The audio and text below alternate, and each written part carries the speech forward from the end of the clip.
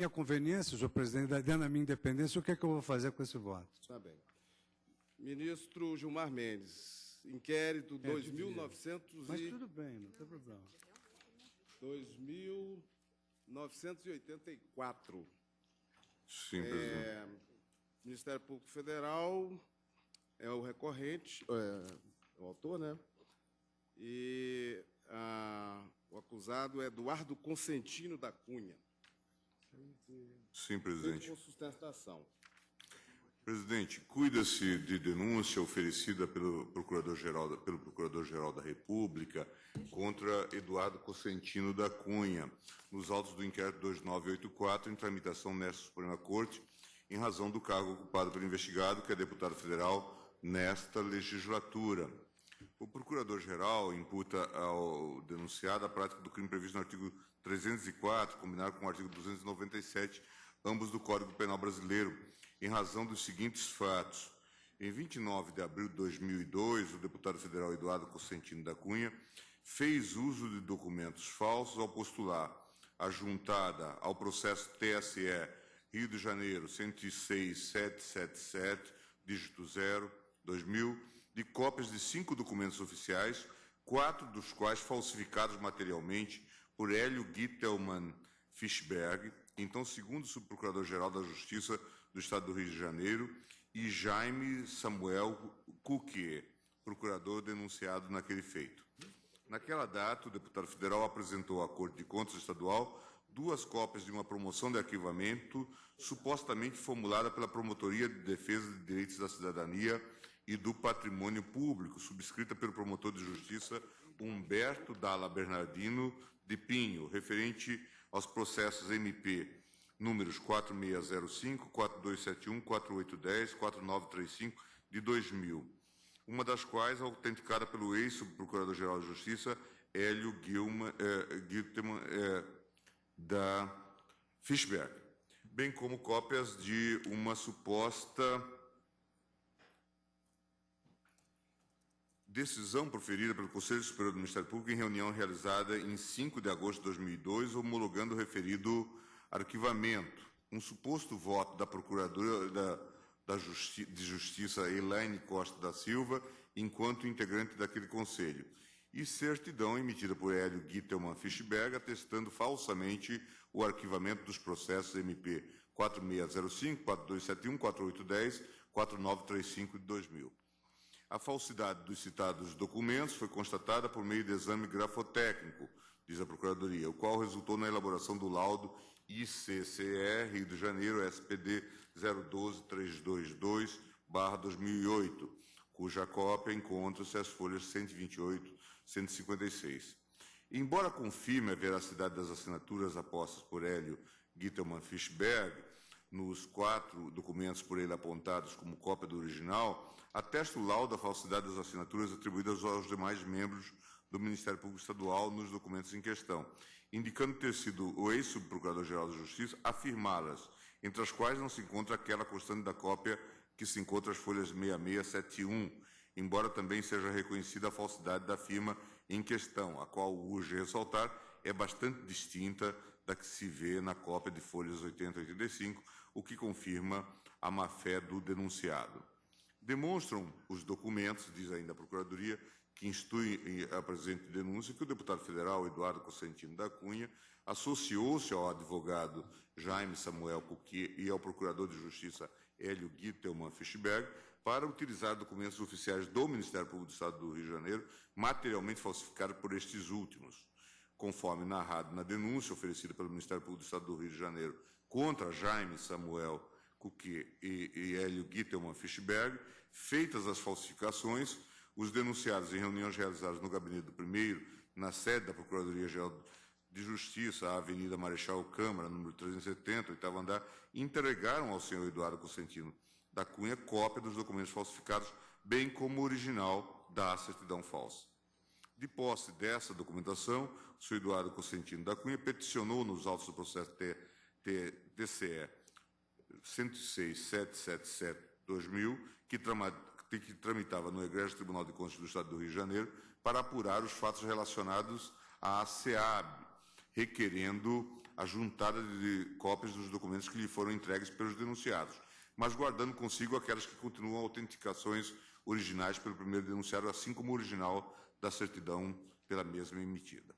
O deputado federal Eduardo Cosentino da Cunha assim agiu no intuito de obter o arquivamento do processo TCE Rio de Janeiro 106.777, dígito 0 de 2000, o que de fato veio a ocorrer em 6 de maio de 2005, após ter sido proferido voto pelo conselheiro relator Jonas Lopes de Carvalho Júnior, naquele sentido, com base na manifestação supostamente formulada pela Promotoria de Defesa dos Direitos de Cidadania e Patrimônio, folha 72 e 75. Isso é o que sustenta, então, a Procuradoria. Regularmente notificado, nos termos do artigo 4º da Lei 8.038, o denunciado apresentou resposta às folhas 249 e 267. Em síntese, após historiar os fatos, sustenta a inépcia da denúncia, argumentando que, certamente, por não ter realizado nenhuma investigação em relação ao ora denunciado, deputado federal Eduardo Cosentino da Cunha, omite dados importantes dos autos, bem como deixa de apresentar meros indícios absolutamente imprescindíveis para emprestar o mínimo de credibilidade à acusação. E diz, afirmou que a Procuradoria, ao oferecer a denúncia sem descrever a conduta do denunciado e sem apontar qualquer indício de participação do mesmo na falsificação do documento, pretende responsabilizar objetivamente o ora denunciado como se o delito de uso de documento falso não fosse doloso e, consequentemente, não necessitasse do elemento subjetivo do seu autor em saber estar utilizando-se de documento falsificado para obter vantagem ilícita. Aduziu ainda o seguinte, a presente denúncia se resume, de forma absolutamente sintética e genérica, a descrever as condutas praticadas pelos denunciados, segundo o Ministério Público do Rio de Janeiro, e sem qualquer investigação realizada em relação ao deputado federal Eduardo Cosentino Cunha, seja pelo Ministério Público do Rio de Janeiro, seja pela Procuradoria-Geral da República, fazilações não apoiadas nos autos contra o ora denunciado. Alegou também a ausência de descrição do suposto fato criminoso com todas as suas circunstâncias, o que impossibilitaria o pleno exercício do direito ao contraditório e à ampla defesa. Asseverou que a denúncia é inepta porque não descreve a conduta do denunciado em associar-se ao advogado Jaime Samuel Cuquet e ao Procurador-Geral de Justiça Hélio Gittelmann Fischberg para falsificar documentos públicos. Não descreve ou aponta qualquer indício de ciência do ora denunciado sobre a falsidade dos documentos, nem aponta sua participação no suposto conluio. Não descreve a conduta dolosa do denunciado em sabendo falsos documentos utilizados em proveito próprio. Protestou, assim, pela rejeição da denúncia em virtude de sua flagrante inépcia, bem como de ausência total de justa causa para a ação penal. Juntou o documento de folha 268. Instado a se manifestar, o Ministério Público Federal defendeu que a inicial, diversamente do que alega Eduardo Cosentino da Cunha, descreve os atos praticados, o dolo do denunciado e o liame subjetivo entre ele, o advogado Jaime Samuel Cuquet e o Procurador de Justiça Hélio Gittelmann Fischberg.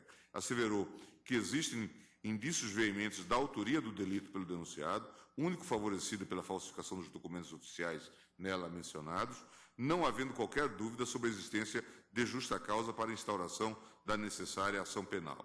Concluiu afirmando que a denúncia preenche todos os requisitos necessários ao seu recebimento, contendo descrição minuciosa do fato criminoso e da conduta do denunciado. Esse é o relatório, presidente.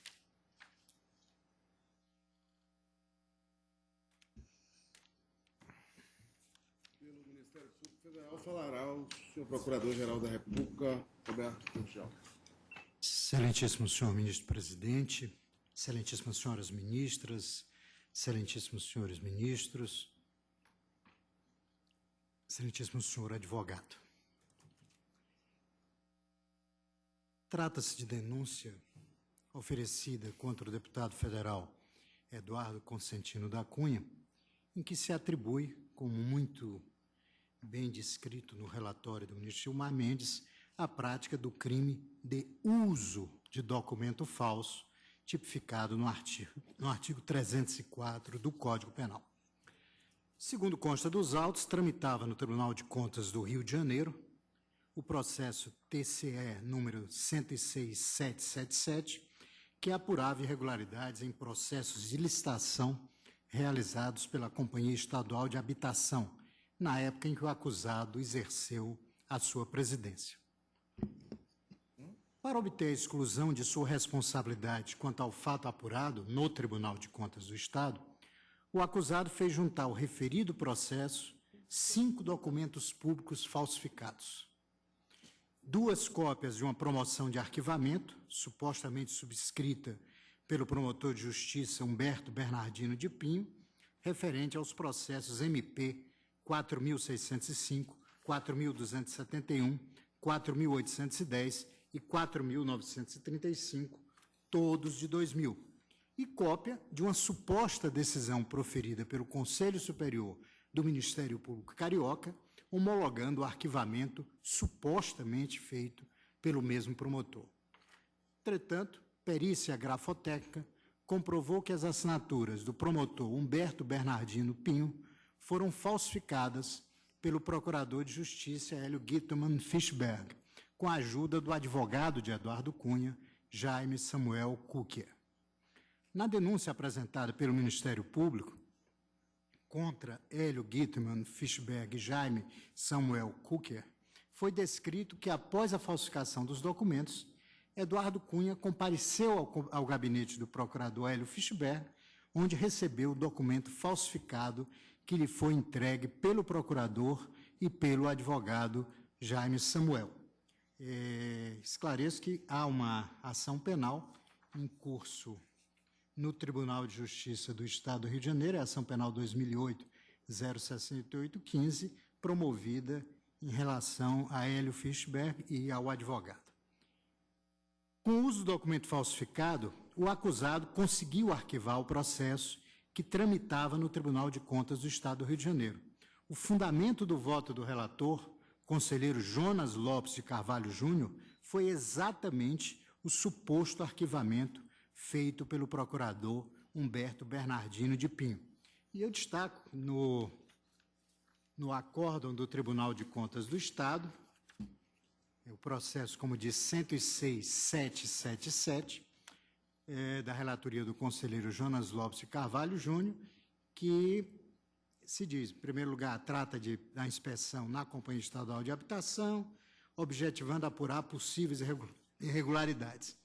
E o voto do relator já começa dizendo o seguinte: conforme a documentação juntada aos autos, sob o número TSE número tal, após extensa investigação levada a termo pelo Ministério Público, no âmbito da Assessoria de Investigações Penais, da Primeira Central de Inquéritos e da Promotoria de Defesa dos Direitos da Cidadania e do Patrimônio Público, estes procedimentos foram arquivados, tendo em vista não terem sido identificados ilícitos penais ou cíveis. Ou seja, os documentos falsos apresentados e utilizados pelo acusado foram, sem dúvida, os responsáveis pelo arquivamento do feito no Tribunal de Contas Estadual, o que constitui, aliás, precisamente o objetivo do acusado. E, ao final do voto do relator, em face do exposto, constata-se que todos os questionamentos apresentados por esta Corte foram devidamente apurados e, considerando o desfecho dos inquéritos civis e penais quanto aos fatos referentes à presente inspeção, elidindo as irregularidades inicialmente apontadas e, além de outras providências, vota-se pelo arquivamento dos autos. Ressalto, eminentes ministras, que a denúncia não atribuiu ao acusado a falsificação do documento.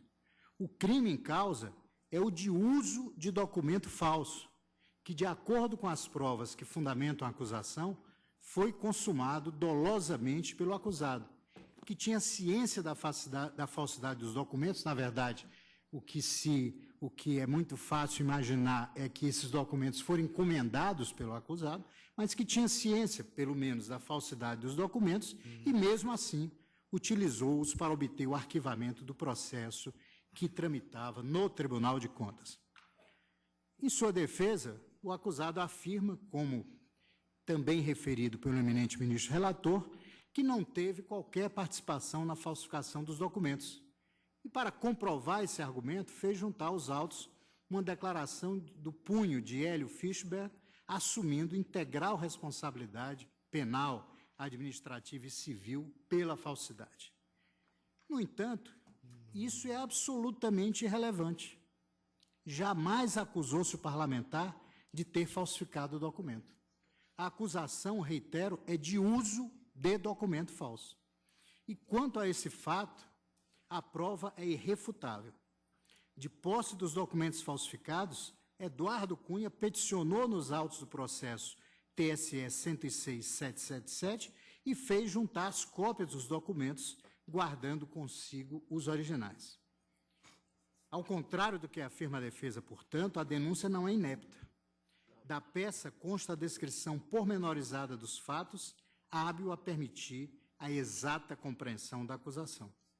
Tanto é assim, aliás, que o parlamentar defendeu-se adequadamente, revelando perfeito entendimento da imputação penal. Os argumentos deduzidos na defesa de que o acusado não sabia que estava fazendo uso de documento falso, além de pouco críveis, data vênia, constituem o próprio mérito da ação penal, que será objeto da prova a ser produzida no curso da instrução. O Ministério Público se propõe a provar que o acusado tinha conhecimento da falsidade e dolosamente fez uso do documento falso. A declaração na qual Hélio Fischberg assume total e exclusiva responsabilidade pela falsidade dos documentos não é, evidentemente, suficiente para afastar a responsabilidade penal do denunciado relativamente ao uso dos documentos falsos. A conduta, tal como descrita na denúncia, corresponde perfeitamente ao delito tipificado no artigo 304 do Código Penal, infração penal distinta da praticada pelo Procurador de Justiça e pelo advogado. O documento de folhas 268 é imprestável, portanto, para infirmar os fatos objeto da acusação. A denúncia, senhor presidente, senhoras ministras, senhores ministros, todos sabemos, é uma proposta de acusação. A prova definitiva dos fatos é feita no curso da instrução.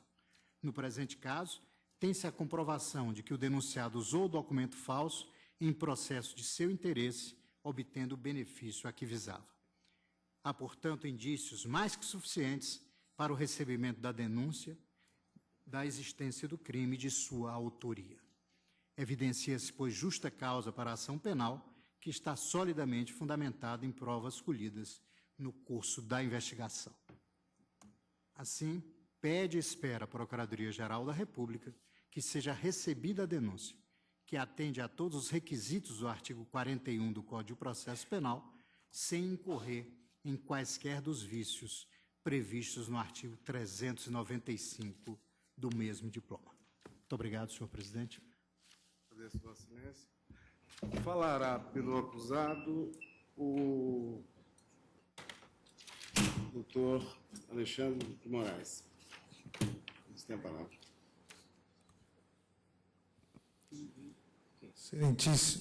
Excelentíssimo senhor presidente do Egrégio Supremo Tribunal Federal, ministro Joaquim Barbosa, excelentíssimo senhor ministro relator, Gilmar Mendes, excelentíssimas ministras Carmen Lúcia, Rosa Weber, dignos ministros Marco Aurélio, Ricardo Lewandowski, Dias Toffoli, Luiz Fux, Teori Zavascki, prezado Procurador-Geral da República, doutor Roberto Gurgel, boa tarde a todos. Senhores ministros, senhor relator, analisando o presente procedimento e a denúncia oferecida, me lembrei das lições de um grande jurista, um grande professor, John Rawls, no clássico Direito dos Povos, onde John Rawls coloca o porquê uma categoria de direitos conseguiu uma proeminência no mundo jurídico a fim de se tornar acima dos demais direitos, e essa categoria, os direitos humanos fundamentais. E o ilustre jurista, ele explica que assim o foi porque os direitos fundamentais, as liberdades públicas, têm um papel essencial no direito dos povos razoáveis, como John Rawls se refere. E exatamente essa finalidade essencial é a limitação, a restrição à possibilidade de intervenção estatal, de persecução estatal em relação, principalmente, à liberdade individual. E por que me lembrei dessa lição, procurei essa lição de John Rawls? exatamente porque, nesse caso, nessa hipótese, nós temos, com devido respeito ao senhor Procurador-Geral da República, nós temos uma acusação feita a partir de ilações que transformaram alguém que, durante 2 anos, foi tratado no Ministério Público do Estado do Rio de Janeiro como testemunha de acusação, é arrolado como testemunha de acusação na ação penal que corre perante o órgão especial, num determinado momento, sem que houvesse abertura de investigação pela Procuradoria-Geral da República, sem que houvesse inquérito solicitado ao Supremo Tribunal Federal, e mais, sem que houvesse nenhuma prova nova, nenhum indício, Eduardo Cunha foi transformado de testemunha de acusação em denunciado. E explico de forma absolutamente sucinta, uma vez que o relatório de Vossa Excelência, o ministro Gilmar, esgotou o assunto. Eduardo Cunha fora investigado enquanto diretor da SEAB do Rio de Janeiro, criminalmente e civilmente por ato de improbidade. Ao se eleger deputado estadual, em questão do foro privilegiado, o Procurador-Geral de Justiça do Rio passou a investigá-lo, e a improbidade permaneceu em primeira instância. Durante o curso do processo, houve o arquivamento do inquérito policial em relação a ele, porque, uma vez que houve a denúncia só em relação aos dois, o subprocurador-geral de Justiça do Rio de Janeiro e ao advogado, e ele arrolado como testemunha de acusação, o que fez ele? Pediu uma certidão penal em relação a isso. E houve o suposto, até então, arquivamento pelo Ministério Público, pelo promotor de justiça, com homologação pelo Conselho Superior do Ministério Público, das acusações de improbidade. Senhores ministros, senhor relator, como qualquer investigado, muito mais uma autoridade pública, como qualquer investigado, solicitou certidões, tanto no âmbito penal quanto no âmbito civil. Essas certidões, e peço muito atenção para isso, pela importância do fato, essas certidões foram emitidas tanto no campo penal quanto no campo civil do Ministério Público. A certidão foi emitida e assinada pelo subprocurador-geral de Justiça, à época responsável pela área do Ministério Público do Rio de Janeiro, pelas certidões do Conselho Superior do Ministério Público, em papel timbrado do Ministério Público, com todas as formalidades do Ministério Público. Quando Sua Excelência, o Procurador-Geral da República, diz que ele recebeu do subprocurador-geral as certidões, recebeu com o seu advogado porque ele era a autoridade competente que emitia as certidões em relação ao Conselho Superior do Ministério Público. E lá foram retiradas as certidões, assim como na área penal foram retiradas as certidões no Tribunal de Justiça. Essas certidões, senhores ministros, como nós sabemos, certidões emitidas por autoridade competente no uso das suas atribuições, papel timbrado, localização de entrega, o gabinete no Ministério Público, como bem dito por Sua Excelência, o Procurador-Geral da República, ou seja, algo absolutamente normal, onde uma autoridade pede as certidões após uma investigação que se diz encerrada. E nós sabemos que essas certidões gozam da presunção de legitimidade e veracidade.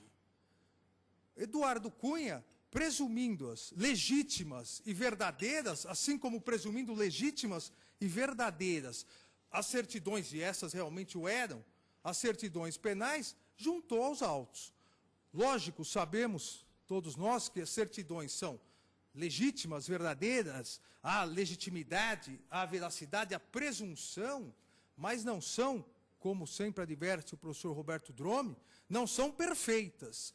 Essa perfeição se mostrou falsa ao se atestar a falsidade. Agora, e aqui um outro dado importantíssimo. Quando se supôs ou se suspeitou da falsidade dessas certidões, não havia uma, e o senhor Procurador-Geral bem colocou isso, não havia um original nos autos, só haviam cópias, o que prejudicaria a realização do laudo para comprovar a materialidade do delito. quem se dirigiu ao Ministério Público e, em seu depoimento, solicitou a juntada das certidões originais para que fosse feito o laudo, e consta no seu depoimento nos autos, quem fez isso foi Eduardo Cunha, exatamente porque a ele também interessava saber. Todos nós sabemos, isso ficou demonstrado, de nada serviria uma certidão falsa do Ministério Público, porque exatamente no momento que foi anunciado um arquivamento no Tribunal de Contas, o promotor responsável por esse inquérito, verificando isso, imediatamente disse, não, o inquérito é meu, eu não arquivei. Jamais não seria crível que uma autoridade solicitasse uma falsidade tão rasteira que em 2 dias, como foi no caso, seria absolutamente desmentida, porque o procedimento continuaria. Eu insisto nisso, que até esse momento, o deputado Eduardo Cunha, ele era testemunha de acusação, ele depôs e fez questão, ele, de levar aos autos, solicitar os originais, uma vez que as cópias prejudicariam um eventual laudo conclusivo. Essa responsabilidade, e peço novamente escusas ao senhor Procurador-Geral da República, essa responsabilidade, ou ausência total de responsabilidade do deputado Eduardo Cunha, foi citada em declaração juntada pela defesa e já constante antes nos autos, mas, infelizmente, não juntada com a denúncia, declaração de próprio punho do procurador Hélio Fischberg, não só em relação à falsidade, como bem disse o Procurador-Geral da República, também em relação à falsidade, quando disse, abre aspas, declaro que a referida pessoa não teve conhecimento de tal falsidade, até que foi levada a público. No primeiro parágrafo, assinado expressamente diz que não houve nenhuma participação na falsificação.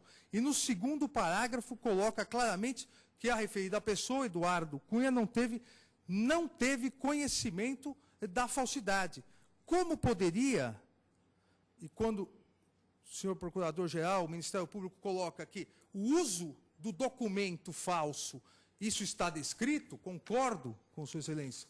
Agora, isso porque a materialidade foi comprovada. Agora, o uso doloso de um documento falso, o uso doloso de alguém que sabia falso o documento, jamais existiu, porque Eduardo Cunha não sabia falso esse documento. E a própria Procuradoria assim entendeu anteriormente. Peço também, nesses minutos finais, atenção para essa cronologia. Dia 1º de agosto de 2006, os autos foram encaminhados à Procuradoria-Geral da República pelo Ministério Público Fluminense para apuração de responsabilidade de Eduardo Cunha. O que fez o então Procurador-Geral da República? Disse que havia ausência de materialidade, pois o laudo ainda não havia sido juntado, 1º de agosto de 2006, e que não havia nenhum indício de autoria por parte do deputado Eduardo Cunha. Isso 1º de agosto de 2006. Voltou ao Ministério Público. Deputado Eduardo Cunha, ele se dirigiu ao Ministério Público, juntou as certidões originais, possibilitando, assim, que fossem feitos os laudos. A investigação prosseguiu, o Ministério Público concluiu pela responsabilidade do subprocurador-geral de Justiça e pelo advogado, arrolou o deputado Eduardo Cunha como testemunha de acusação e entendeu exatamente por isso não oficiar novamente a Procuradoria-Geral da República, que foi oficiada por um dos promotores do caso. Foi oficiada tão somente, e por isso a importância, tão somente com um laudo para comprovar a materialidade. Nós temos, 1º de agosto de 2006, a própria Procuradoria-Geral da República dizendo não há materialidade, não há indícios de autoria. Passado todo esse lapso temporal, o único documento juntado comprovando a materialidade e a comprovando por prova produzida pela testemunha de acusação Eduardo Consentino Cunha, sem que fosse realizada mais nenhuma diligência, o entendimento da Procuradoria-Geral da República de 2006 se transformou numa denúncia acusando o deputado. Bem sabemos, Excelências, que não há necessidade de inquérito, as peças de informação poderiam embasar a denúncia, mas por isso a importância da cronologia. Dia 1º de agosto de 2006, a Procuradoria entendeu que não havia nenhum indício de autoria em relação a Eduardo Cunha. De lá até hoje, as únicas peças de informação juntadas aos autos foram as peças produzidas pela investigação do Ministério Público do Rio de Janeiro, que entendeu total ausência de responsabilidade de Eduardo Cunha ao arrolando como testemunha de acusação. Como poderia o posicionamento da Procuradoria se alterar se o que em agosto de 2006 faltava a materialidade e indícios? Os indícios, nenhum surgiu. E a materialidade só surgiu, eu insisto, e isso está nos autos, porque Eduardo Constantino Cunha, ele entregou ao Ministério Público, de esponte própria, entregou as certidões originais para que pudessem ser periciadas. Dessa forma, senhor ministro relator, senhores ministros, a Procuradoria-Geral da República, em momento algum, narrou nenhum indício de que soubesse, e esse é o ponto crucial, soubesse Eduardo Constantino Cunha de que aqueles documentos eram falsos. Sua Excelência, o Procurador-Geral da República, aqui disse, agora em sustentação oral, que era, abre aspas, era imaginável que pudesse ter pedido, encomendado os documentos. Foi dito aqui, nesse momento, era imaginável. Não há um indício disso. A Procuradoria-Geral da República não aponta em momento algum isso. O que há são depoimentos dos dois denunciados no Rio de Janeiro, os dois afirmando que Eduardo Constantino Cunha não sabia da falsidade dos documentos quando os recebeu. Não tinha conhecimento. Consequentemente, de 2006 para cá, todas as peças de informação que foram juntadas foram exatamente no sentido de que Eduardo Constantino Cunha auxiliou a investigação, juntou a documentação necessária para o laudo e não tinha nenhuma responsabilidade, culminando exatamente com a certidão, com a declaração, perdão, juntada aos autos, dizendo exatamente que o réu denunciado, o subprocurador-geral, cujo cargo também está com ação civil no Ministério Público, promovida pelo Ministério Público, o réu afirmou, a testemunha afirmou isso. Não há, portanto, nada, nenhum indício de dolo ou qualquer participação no uso de documento falso, como dito por Sua Excelência o Procurador-Geral da República. Diante disso, senhor presidente, senhor ministro relator, peço a declaração de inépcia da denúncia, ausência de justa causa nos termos do artigo 6º, e em virtude da total atipicidade por falta do elemento subjetivo do tipo, o antigo dolo específico necessário ao uso de documento falso, subsidiariamente a absolvição nos termos do artigo 6º. Agradeço, excelência.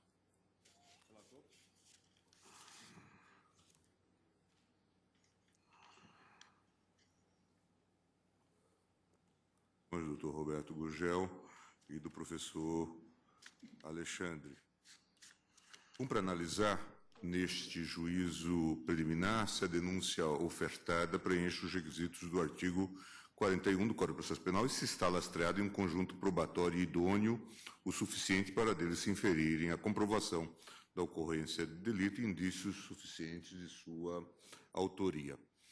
Esta Corte tem reconhecido que a fase de recebimento da denúncia é crucial também para o resguardo de direitos fundamentais do denunciado. Nessa fase é que o tribunal se depara em maior intensidade com a complexa relação conflituosa entre o interesse público da efetiva persecução penal e os direitos e garantias fundamentais individuais, assumindo, portanto, a difícil tarefa e a pesada responsabilidade de decidir sobre a submissão do indivíduo à tormentosa via crucis do processo penal. E por isso, como só ia acontecer, como se sabe, a Corte tem sido bastante severa na apreciação da denúncia para não deixar transitar denúncias que não se revelam depois plausíveis quanto a uma persecução penal idônea. Mais do que uma peça processual que deve cumprir os requisitos do artigo 41, a denúncia é um instrumento por meio do qual o órgão julgador pode avaliar a efetiva necessidade de submeter o indivíduo às agruras do processo penal. Ressalta-se que a responsabilidade penal do sistema brasileiro é eminentemente subjetiva, estando o indivíduo no centro das preocupações do processo penal. Daí a necessidade de rigor e de prudência por parte não só daqueles que têm o poder de iniciativa nas ações penais, mas também daqueles que podem decidir sobre o seu curso. Já tivemos várias discussões a propósito disso, dizendo-se que, em primeiro grau, costumeiramente, o juiz acaba por bater o carimbo no recebimento da denúncia. Nós temos, isso não deve ser a prática, não deve ser a prática nem aqui, nem no primeiro grau, dado o peso do próprio recebimento da denúncia. Quando se fazem imputações incabíveis, dando ensejo à persecução criminal injusta, viola-se também, eu não canso de ressaltar, o princípio da dignidade da pessoa humana, o qual, entre nós, tem base positiva no artigo 1º, inciso 3 da Constituição. Na sua acepção originária, este princípio proíbe a utilização ou transformação do homem em objeto dos processos e ações estatais. Todos nós sabemos que tanto um processo, uma denúncia recebida sem depois conclusão, como os inquéritos que duram indefinidamente, atentam contra essa ideia de dignidade da pessoa humana, porque acabam por transformar o homem em objeto do processo estatal. Digo ainda que não se pode perder de vista que a boa aplicação dessas garantias configura elemento essencial da realização desse princípio da dignidade da pessoa humana. Assim, não se afigura admissível o uso do processo penal como substitutivo de uma pena que se revela tecnicamente inaplicável ou a preservação de ações penais ou de investigações criminais cuja inviabilidade já se divisa de plano. Há, nesses casos, flagrante ofensa ao princípio da dignidade da pessoa humana, princípio este que, assim como a garantia do devido processo legal, cumpre função subsidiária em relação às garantias constitucionais específicas do processo. A aplicação rigorosa desses entendimentos, já fixados na jurisprudência desta Corte, reveste de extrema complexidade a fase de recebimento da denúncia e impõe ao órgão julgador a máxima cautela na apreciação de todas as circunstâncias fáticas e jurídicas presentes no caso concreto. Há, portanto, uma exigência constitucional de exame pormenorizado das descrições fáticas e jurídicas contidas na denúncia e de fundamentação suficiente da decisão que a recebe ou não. Dessa forma, muitas vezes a análise quanto à presença dos indícios de materialidade de autoria delitiva pode levar o órgão julgador a se pronunciar, ainda que de forma preliminar e precária, sobre a própria existência e conformação dos fatos delituosos, bem como sobre a configuração e os modos de participação e de autoria. O pronunciamento antecipado do órgão julgador a respeito da materialidade da autoria é, assim, inevitável em alguns casos, porém é resultado da atitude dirigente e responsável desse órgão numa fase processual em que está em jogo a própria dignidade do indivíduo denunciado. Com essas breves considerações preliminares que reforçam entendimentos fixados na jurisprudência desta Corte, passo à análise da denúncia, presidente. Conforme relatado, o Procurador-Geral da República ofereceu denúncia contra Eduardo Cosentino da Cunha, imputando-lhe a prática do delito descrito no artigo 304, combinado com 297, ambos do Código Penal. Narra a denúncia, em síntese, que em 24 de abril de 2012, o denunciado teria feito o uso de documentos falsos ao requerer juntada no processo TCE, Rio de Janeiro, 106.777, dígito 0, de cópias de 5 documentos oficiais, a saber, 2 cópias de uma promoção de arquivamento supostamente formulada pela Promotoria de Defesa de Direitos da Cidadania e do Patrimônio Público, firmada pelo promotor de Justiça Humberto Dalla Bernardino de Pinho, referentes ao processo MP 4605, 4271, 4810, 4935 de 2000, sendo uma delas autenticada pelo ex-subprocurador-geral da Justiça, Hélio Gittelmann Fischberg. Cópias de uma suposta decisão proferida pelo Conselho Superior do Ministério Público, ratificando referido arquivamento. Um suposto voto da Procuradora de Justiça, Elaine Costa da Silva, que era integrante daquele Conselho, e de certidão emitida por Hélio Gittelmann Fischberg, atestando falsamente o arquivamento dos processos supracitados. A falsidade dos citados documentos foi constatada por meio de exame grafotécnico, laudo ICCE, Rio de Janeiro, SPD, etc. Afirma a acusação que 4 desses documentos teriam sido falsificados materialmente por Hélio Gittelmann Fischberg, então segundo subprocurador-geral de Justiça do Estado do Rio de Janeiro, e por Jaime Samuel Cuquet, advogado do denunciado. O Procurador-Geral da República afirma que Eduardo Cosentino da Cunha agiu em conluio com Jaime Samuel e Hélio Gittelmann no intuito de obter o arquivamento do processo TCE Rio de Janeiro 106.777, o que de fato veio a ocorrer em 6 de maio de 2005, que apurava possíveis irregularidades na Companhia Estadual de Habitação do Rio de Janeiro, SEAB, supostamente ocorridas durante a gestão do denunciado como presidente da empresa. E com efeito em que pese o esforço despendido pela defesa, como já exposto, observa-se que a denúncia possui, a meu ver, presidente, elementos suficientes para a deflagração da persecução penal contra o denunciado. A descrição do fato, bem como suas circunstâncias, encontra-se clara e objetivamente, a meu ver, delineada. Não verifico, diferentemente do alegado, que a denúncia, como formalizada pelo Ministério Público, tenha acarretado qualquer prejuízo à defesa. Reitero, em face das alegações de defesa, que a imputação feita na denúncia é de uso de documentos falsos. O artigo 304 do Código Penal, consubstanciado na apresentação ao Tribunal de Contas do Estado do Rio de Janeiro, nos autos do processo TCE Rio de Janeiro 106.777, de cópias de promoção, decisão e certidão de arquivamento nos processos MP 4605, 4721, 4810, 4935 de 2000, cuja falsidade restou comprovada por laudo técnico.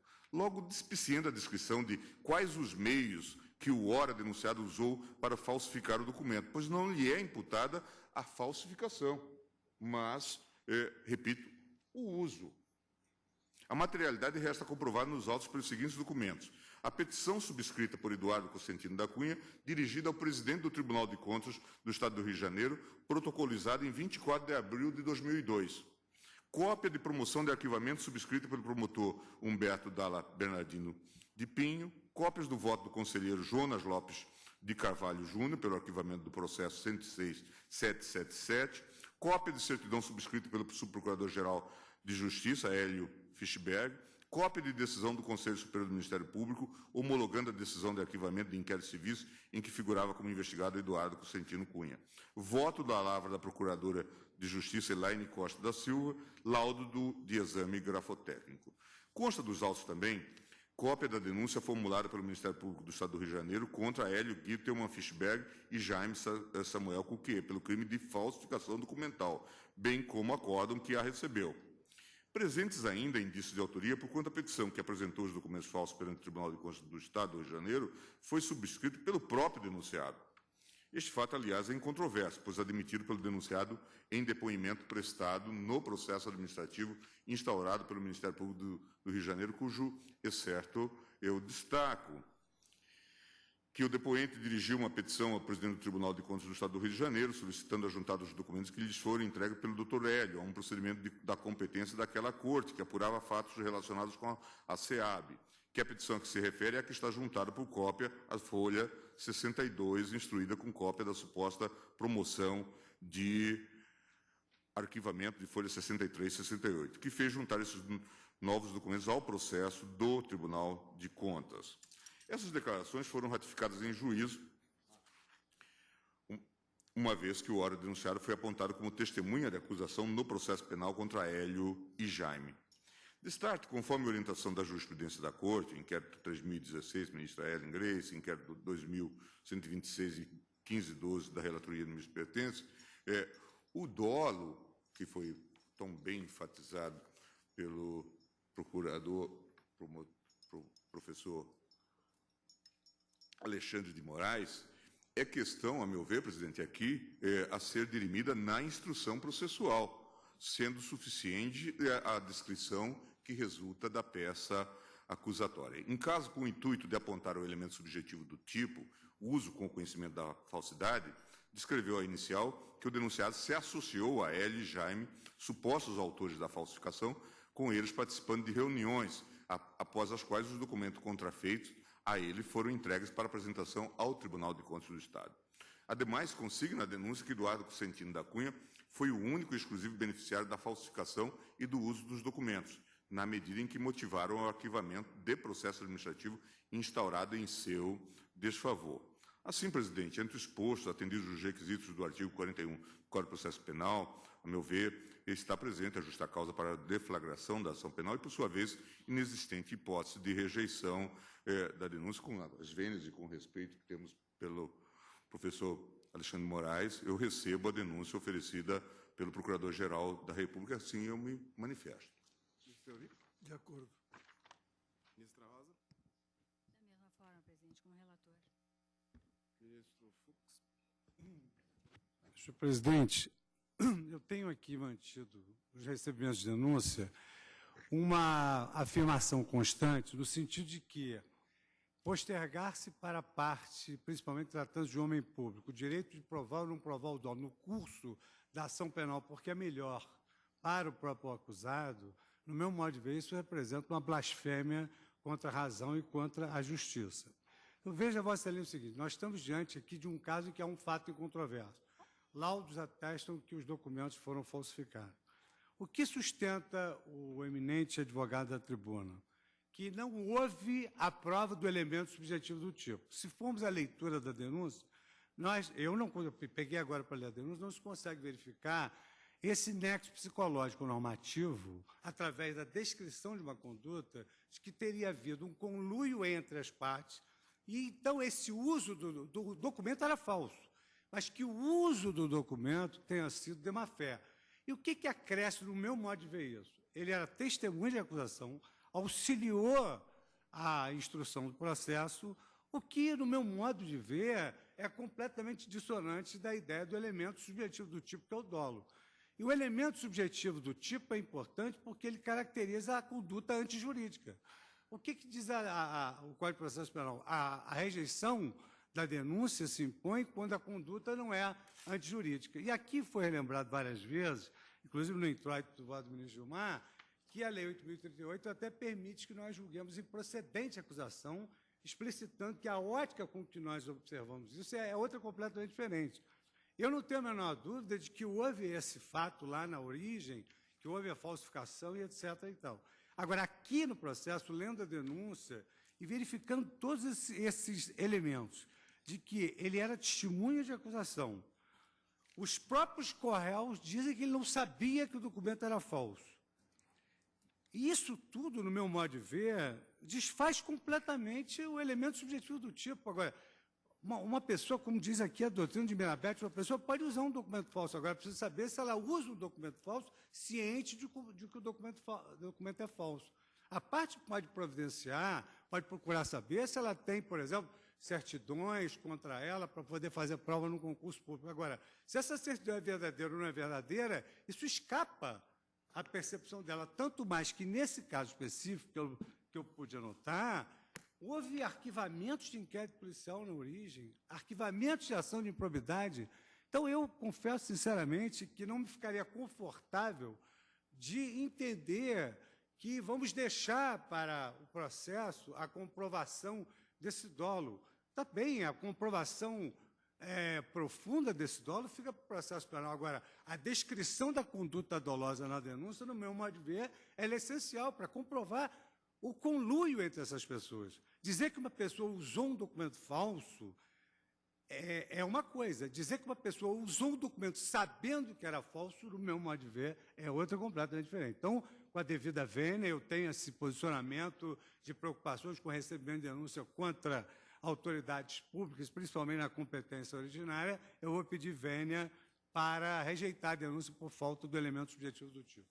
Ministro Toffoli. Senhor presidente, esse dado que traz no seu voto divergente o ministro Fux, ele destaca-se, no meu entender, pelo fato do próprio aqui denunciado ter sido colocado como testemunha de acusação. Para ele ter ciência de que aquele documento era falso, nós estamos falando de documento público, certidão pública que se pressupõe a sua idoneidade. É um pressuposto de fé pública que tem a certidão pública. Então, deveria ele ter agido em conluio com aquele que emitiu a certidão e com o seu procurador que juntou essa certidão no processo. E, pelos elementos que estão colocados, ele foi até testemunha de acusação e colaborou na investigação em relação ao autor da certidão imputada falsa nos termos do 297. A ele não se imputa o 297, se imputa o 304. Eu também vou pedir vênia ao eminente relator para acompanhar a divergência aberta pelo ministro Fux. Eu também não, né? Eu sou o primeiro a acompanhar. Eu vou pedir vênia à divergência, senhor presidente, para acompanhar o relator. Só para deixar claro em relação a essa questão, que já foi mencionado pelo Procurador-Geral e pelo o advogado, há uma declaração nos autos, inclusive do Procurador de Justiça Hélio Gittelmann. Aqui houve reuniões do Procurador com os advogados. Há uma declaração em que ele diz: declara assumir pessoalmente, em caráter de exclusividade, toda a responsabilidade penal, administrativa e civil pela falta de veracidade da documentação relativa ao arquivamento do procedimento investigatório do Ministério Público Estadual, em que foi investigado o então presidente da SEAB e atual deputado federal, senhor Eduardo Cossetino, no ano de 2000, a quem fiz a entrega da mesma documentação. Declaro que a referida pessoa não teve conhecimento de tal falsidade, até que foi levada a público somente durante a semana passada, a notícia jornalística do ajuizamento da ação civil pública pelo Ministério Público Estadual e que tem como objeto os mesmos fatos apurados naquele procedimento investigatório. A presente declaração é emitida em 3 vias de igual teor, todas por mim assinadas e entregues ao senhor Eduardo Cunha, podendo ser utilizado publicamente em caráter judicial ou extrajudicial para todos os fins que se façam necessários. Depois, essa mesma, ele foi inclusive denunciado, essa mesma pessoa, no processo, vem na ação penal e depõe dizendo o seguinte: que o documento de folhas 277, cuja autenticidade do depoente não discute, foi assinado pelo depoente mediante chantagem moral, na medida em que uma pessoa da família do depoente sofreria mal injusto, caso o depoente não o assinasse. Que o depoente se reserva o direito de não esclarecer neste momento quem chantageou o depoente e as razões da chantagem, na medida em que nas 2 outras ações penais originárias que tramitam contra o depoente e cujo relator é o desembargador Nascimento Povas, tal situação será esclarecida. Que neste momento o depoente apenas repudia ideologicamente o documento de folhas 277. Eu não tenho a menor dúvida, como já disse no início do meu voto, de compartilhar das preocupações aqui manifestadas pelo ministro Fux, tenho reiterado. Agora, eu estou falando dos elementos constantes dos autos, e me parece, então, que se fazem presentes. Agora, se, de fato, há o elemento dolo, quer dizer, que há reuniões, que o advogado do denunciado participou dessas reuniões, que o documento foi fornecido, que a ele interessava, tudo isso está nos autos. Os documentos dizem respeito a ele mesmo. Somente a ele, né? E se prestaram para aquela finalidade, não é? Então, agora, se de fato ele teve o dolo, essa questão, eu acho que, nesse caso, entendo que a matéria terá que ser esmiuçada na instrução. Que Vossa Excelência agora acrescentou um dado que eu não tinha trazido antes, mas Vossa Excelência... mas Vossa Excelência, o que eu ficou a impressão de que essas pessoas que participaram dessas reuniões não tiveram a participação desse denunciado. Essa é a impressão que eu fiquei. Não, pela história contada pelo Ministério Público, ele teria participado. Bom, exatamente, mas não tem nenhum elo aqui no prédio da Procuradoria, na Marechal Câmara. Sim, mas não há nenhuma informação de que ele teria participado. O ministro Gilmar disse que um advogado que participou... Não, ele e o advogado. Foi na denúncia isso. Presidente, esclarecimento de fato. Se for esclarecimento de fato. A única reunião que o denunciado participou foi para receber a certidão, quando ele foi retirar a certidão. Obrigado, senhor. Talvez ele não precisasse integrar uma reunião para isso. Ministro Sacar, já votou? Eu acompanhei o relator com as vênias da divergência, presidente. Senhor presidente, eu vou pedir vênia ao relator e acompanhar a divergência aberta pelo ministro Fux. Eu ouvi atentamente os debates, a profunda sustentação oral ofertada pelo Procurador-Geral da República, ouvi também a defesa que foi proferida pelo professor Alexandre Moraes, da tribuna, e me convenci de que há falhas na denúncia data vênia. E a denúncia não é da Procuradoria, mas ela é originalmente do Rio de Janeiro, do Ministério Público do Rio. É bom que se diga isso. Esse crime, como se sabe, o crime do artigo 304, não admite a forma culposa. Isso é absolutamente assente na doutrina e também na jurisprudência. E o ministro Fux levantou bem, e aí me parece que há essa mácula, digamos assim, na denúncia, de que este vínculo subjetivo não foi claramente comprovado, ou pelo menos evidenciado, porque não se trata de provas, nós estamos em sede de recebimento de denúncias. Nós temos, é verdade, a materialidade do delito comprovada, porquanto os documentos são efetivamente falsos. Nesse sentido, há um laudo pericial acostado às folhas 128, 156 dos autos. De outro lado, também, existe a comprovação, e o ministro Gilmar, nesse aspecto, pontuou bem, que no dia 24 de abril, o indiciado Eduardo Cunha apresentou uma petição ao TCU, juntamente com esses documentos contestados. Até aí, tudo bem. Mas é que me parece que o ministro Fux assentou muito bem que alguém que, ao longo de todo o processo, funcionou sempre como testemunha de acusação, alguém que teve arquivados o inquérito policial e também a ação civil pública por improbidade, quer dizer, e alguém que comparece aos autos trazendo o documento original, colaborando com a Justiça, eu penso que se exigiria do Ministério Público um esforço um pouco maior para trazer esse elo subjetivo data vênia. E por essas razões que foram, então, trazidas pelo ministro Fux e reforçadas pelo ministro Dias Toffoli, penso eu, enfim, com muita técnica, sem prejuízo, evidentemente, do profundo voto do ministro relator, eu peço vênia para rejeitar a denúncia. Presidente, procedente. Não estou afirmando a procedência. A história contada pelo Ministério Público, a tramóia foi de grandeza maior. Por que teria sido de grandeza maior? Porque envolveu instituições. Envolveu, em primeiro lugar, o Ministério Público do Rio de Janeiro. E, em segundo lugar, o Tribunal de Contas do Estado do Rio de Janeiro.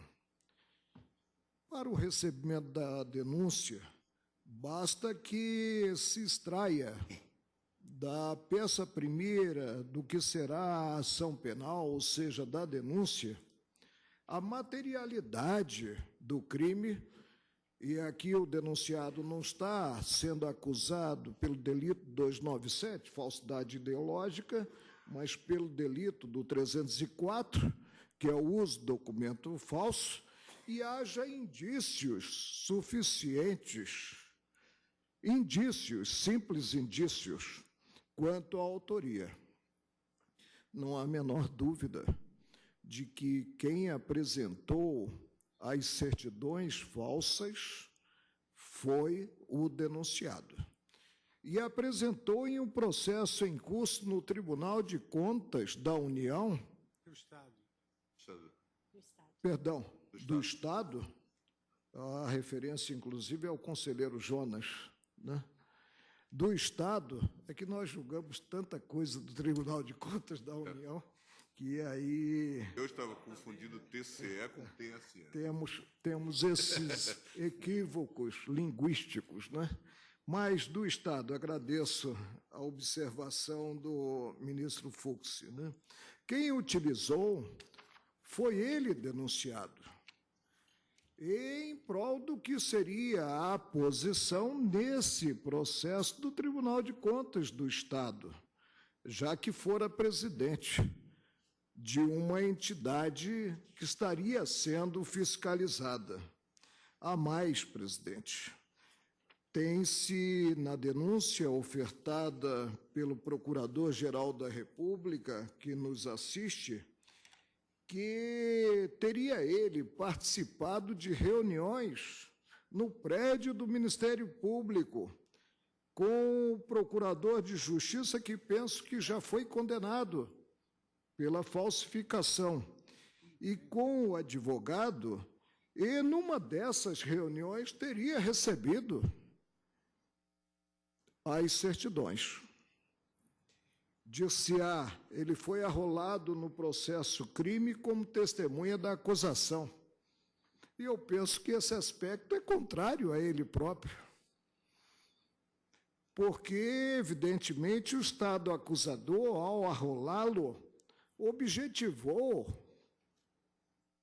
colher dados quanto naquele processo crime, que é um processo crime diverso, tendo em conta a prática do 297, a falsidade ideológica, quanto à configuração do crime. Seria uma pessoa que deveria estar a par, portanto, segundo o Estado acusador, dessa mesma falsificação, já que utilizara os documentos junto ao Tribunal de Contas. Sem adentrar o juízo sobre a culpabilidade, creio que cabe viabilizar a atuação do Ministério Público em defesa da coisa pública e em defesa, em última análise, da sociedade. Recebo a denúncia. Também eu recebo a denúncia, não vislumbro credibilidade na alegação de desconhecimento da falsidade ideológica por parte do denunciado, uma vez que as informações constantes dos documentos se referem a ele próprio, dizem respeito a fato que seguramente sabia ser inverídico e foram utilizados com o claro intuito de obter o arquivamento de um processo de inspeção realizado pelo Tribunal de Contas Estadual. Quanto à questão da ciência ou não sobre essa falsidade, é uma questão a ser apurada durante a instrução. A vontade em si de utilizar o documento falso será, evidentemente, alvo de prova. Na verdade, não é a vontade de utilizar, porque foi utilizado, é a ciência de que ele era falso. Dessa ciência, Não, a meu ver, tem que ser apurada. Mas, claro, na vontade de utilizar documento falso, já se tem a ciência. Pois é, porque há, por exemplo, menções de fatos de reuniões que eu não li na denúncia, porque há uma denúncia de primeiro grau e há uma outra denúncia aqui, formulada na Procuradoria. Lá contra os dois que teriam falsificado os documentos. Já foram condenados. Considerado o 297. E aqui pelo 304, o uso do documento falso. Eu, portanto, acompanho o relator, proclamo o resultado. Recebida a denúncia, vencidos os ministros Luiz Fux, Dias Toffoli e Ricardo Lewandowski.